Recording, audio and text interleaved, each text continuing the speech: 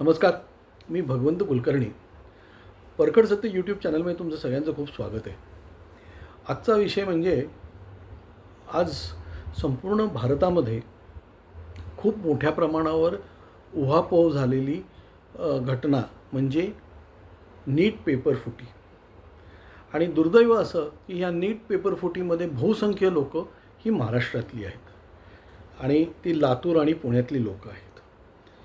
पण ह्या नीट पेपर फुटी, आता हे नीट जे वगैरे या अशा ज्या सगळ्या परीक्षा आहेत, या परीक्षा घेतल्या जातात आणि हे याचे बाजारात क्लासेस चालतात. म्हणजे मोठे गावकऱ्यांसारख्या लोकांचे क्लासेस का चालतात?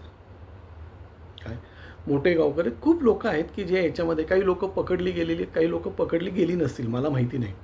पण मोठे गावकर, चाटे, त्याच्यानंतर काय विद्या काहीतरी हे आहे, असे अनेक लोक आहेत की जे असे क्लासेस चालवतात. आणखी याच्यावर करोडो रुपये कमवतात, करोडो. काय आणि मुख्य म्हणजे हे जे चालक आहेत, या चालकांपैकी तितकाच क्वालिफाईड किंवा तितकाच हुशार कोणी माणूस आहे का? तर माझ्या दृष्टीने नाही. काय एखाद दुसरा कुठला तरी असेल, म्हणजे डॉक्टर शंतनू देशपांडे इथे काहीतरी IIT प्रतिष्ठान म्हणून काहीतरी चालवतात ते, आणि तो हुशार आहे, आणखीन खरोखर तो मॅनेजमेंट व्यवस्थित करतो. पण ह्या संपूर्ण याच्यामध्ये जे काही लोक पकडली गेलेली आहेत, हे सगळे मेजॉरिटी मराठी लोक आहेत. आणि हे पेपर फुटीचं पेव जे आहे, हीची सुरुवात ह्या इथे लातूर आणि पुण्यामधनं झालेली आहे. आता हे क्लासेस चालतात का, किंवा हे क्लासेसचं हे काय? म्हणजे पूर्वी कसं होतं, 12वीच्या तुमच्या मार्कांवर तुम्हाला काय म्हणतात त्याला, 12वीच्या मार्कांवर तुम्हाला ॲडमिशन मिळायच्या. आणि IITला वगैरे फक्त तुम्हाला जायचं असेल तर वेगळी परीक्षा द्यावी लागायची. आता तुम्हाला IITची वेगळी परीक्षा द्यावी लागते, त्याच्यानंतर लॉला जायचं असेल तर त्याची वेगळी CET द्यावी लागते. अशा अनेक परीक्षा आहेत की ज्याची तुम्हाला नीट मेडिकलला जायचं असेल तर त्याची वेगळी परीक्षा द्यावी लागते. आणि त्याच्यामध्ये 12वीचा रिझल्ट लागल्या 12वीचा अभ्यास करून, ह्या नीटचा अभ्यास करून, म्हणजे कशाचा अभ्यास करायचा, कशाला महत्त्व द्यायचं, हेच याच्यामध्येच पालक आणखीन मुलं हे दोन्ही गोंधळलेले असतात.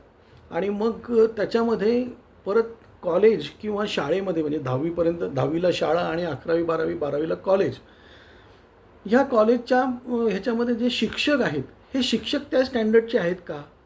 म्हणजे पूर्वी बघितलं तुम्ही तर पूर्वी हे जेव्हा कॉलेजेस वगैरे नव्हते त्यावेळीसुद्धा IIT होतं, त्यावेळी सगळं होतं, त्यावेळीसुद्धा ॲडमिशन्स मिळत होते आणि तीही लोक हुशार होती, काही बावळट नव्हती कोणी. पण हे असं यांचं काय मोठं हे झालं. पण आज कॉलेजमध्ये किंवा शाळेमध्ये त्या दर्जाचे शिक्षकच नाही आहेत. त्या दर्जाचे शिक्षकच अजिबात नाही आहेत. आणि त्या दर्जाचे शिक्षक नसल्या कारणामुळे ह्या लोकांचं पेव फुटलेलं आहे, कॉलेजेसचं या क्लासेसचं पेव फुटलेलं आहे. आणि या माध्यमातून पैसा येतो आणि या पैशाच्या माध्यमातून परत राजकारण त्याच्यामध्ये आहे. म्हणजे आता मोठे गावकऱ्यांचं एक भाषण सगळीकडे खूप व्हायरल होतं आहे की अमित भैया, आम्ही तुमच्या नावाने कुंकू लावले. म्हणजे यांना अमित देशमुखांचा यांना जबरदस्त पाठिंबा आहे. मग त्यामुळे मी याच्यात अमित देशमुखांचा हात आहे वगैरे असं माझं काय आत्ता तरी काही म्हणणं नाही आहे. पण ह्या अशा लोकांना, ह्या राजकारणी लोकांचं समर्थन असतं. अगदी हे म्हणजे चाट्यांना गोपीनाथ मुंढेंचं त्यावेळेस चांगलं समर्थन होतं. तर या सगळ्या लोकांना कोणाचं तरी समर्थन असतं. त्या समर्थनाशिवाय हे तिथपर्यंत पोचू शकत नाही. आणि तिथपर्यंत पोचून मग हे पैसा, हे ते सगळं, हे एवढं सगळं ते मॅनेज करू शकत नाही. खरं म्हणजे हे क्लासेस वगैरे हे सगळं बंद करायला पाहिजे. कारण मुलं कॉलेजमध्ये पण धड जात नाहीत, क्लासेसमध्ये जातात. क्लासेस एक क्लास इकडे तर दुसरा क्लास तिकडे तर तिसरा क्लास तिकडे, म्हणजे फिजिक्सचा इकडे, केमिस्ट्रीचा तिकडे, बायोलॉजीचा इकडे, किंवा एका ठिकाणी सगळे जे काही क्लासेस असतात. आणि मग त्यांचं त्या कॉलेजेसशी त्यांचा टायअप असतो, तिथे तुम्ही ॲडमिशन घ्या, म्हणजे तुमची प्रेझेंटी आम्ही तशीच लावून घेऊ वगैरे. हे एकदम खूप मोठं एक स्कॅन्डल आहे. काय तर ह्याच्यावर कुठेतरी एक फुल प्रूफ हे काढायला पाहिजे. आणि त्याच्यामध्ये मी म्हणजे माझी अशी हे आहे की हे क्लासेस वगैरे चालायचं बंद करायचं असेल तर त्यामध्ये बेसिकली सगळ्यात महत्त्वाचं म्हणजे शाळा कॉलेजेसमध्ये तुम्ही उत्तम दर्जाचे काय म्हणतात त्याला प्रोफेसर किंवा टीचर ठेवले पाहिजेत. आज प्रोफेसर आणि टीचर्सना पगार पण चांगला आहे, पण ज्या लोकांना तुम्हाला काय म्हणतात त्याला म्हणजे नोकऱ्या दुसरीकडे चांगल्या मिळत नाहीत, ती लोकं इथे शिक्षक म्हणून येतात. आवडीने शिक्षक म्हणून होणारी लोकं खूप कमी आहेत. म्हणजे याला स्टँडर्ड जे आहे, पूर्वीचं प्रोफेसर होणं किंवा शिक्षक होणं हे खूप म्हणजे मानाचं लक्षण होतं. काय म्हणजे जगामध्ये माझ्या दृष्टीने 2च प्रांत अशी आहेत की ज्याला जबरदस्त रिस्पेक्ट आहे. एक म्हणजे शिक्षक, दुसरा म्हणजे डॉक्टर. या दोघांनाही जगामध्ये खूप मान्यता आहे, आणखीन खूप रिस्पेक्ट आहे. कारण आपण त्याला गुरुजीचं स्थान दिलेलं आहे. पण आज हे गुरुजीच्या स्थानाचा बाजार मांडला गेलेला आहे. आणि हा जो बाजार आहे, ह्या बाजारामध्ये आणि हे जे काय म्हणतात त्याला आपली जी सिस्टीम आहे, ही सिस्टीम याला कारणीभूत आहे. तुम्ही उद्या भरपूर कॉलेजेस काढा, चांगल्या लोकांना चांगले पगार द्या. आज प्रायव्हेट कॉलेजेस आहेत. अनेक प्रायव्हेट कॉलेजेसमध्ये लोकांना माझ्या माहितीप्रमाणे दिवाळीनंतर पगारच होत नाहीत. दिवाळीनंतर ह्या लोकांचे पगारच होत नाहीत.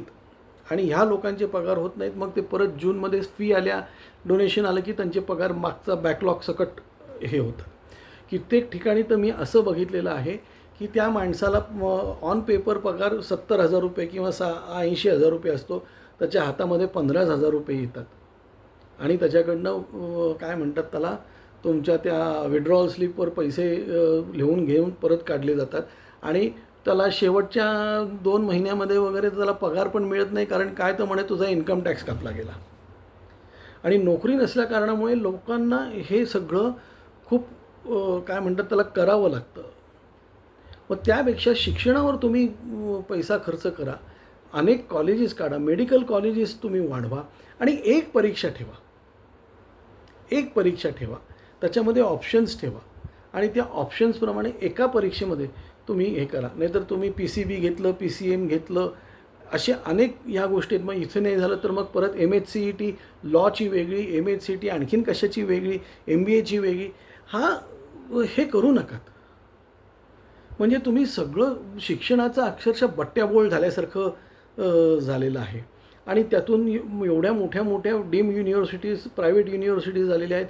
लाखो रुपयाचे यांच्या फीज आहेत. म्हणजे आज तुम्हाला समजा प्रायव्हेट याच्यामध्ये डॉक्टर व्हायचं असेल तर नुसती फी 5 वर्षाची ही साधारणतः कोटी, सव्वा कोटीच्या घरात जातात. मग त्याचे बाकीचे पैसे झेरॉक्सचे, पुस्तकांचे, हॉस्टेलचे, जेवणाखाणाचे वगैरे, म्हणजे सामान्य आईवडिलांना हे न परवडणारं हे आहे.